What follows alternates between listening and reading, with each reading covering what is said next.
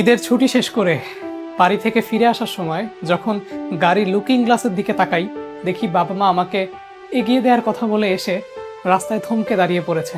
আমি তাদেরকে সান্ত্বনা দিয়ে এসেছি আর কিছুদিন পরেই তো আবার ফিরে আসব। কিন্তু সান্ত্বনা দেওয়ার পর গাড়িতে উঠে বাবা মার স্তব্ধ হয়ে দাঁড়িয়ে থাকা ওই জায়গা থেকে গাড়ির দূরত্ব যত বাড়ে তত আমার মনটা নরম হতে থাকে। আমার এমন শক্ত এবং সুদৃঢ় মন সামান্য চোখের অশ্রুকেও মোকাবেলা করতে পারে না। কিছুক্ষণ পর যখন ব্যথাটা আরেকটু তীব্রতর হয় তখন মাকে একটা কল দিই, কিন্তু মায়ের কলটা ধরতে একটু দেরি হয়।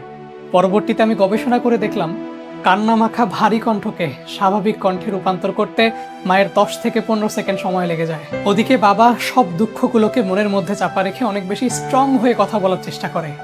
কিন্তু আমি তো বড় হয়েছি, আমি তো বুঝি জীবনটা এতটা বৈচিত্র্যময় না হলেও পারতো।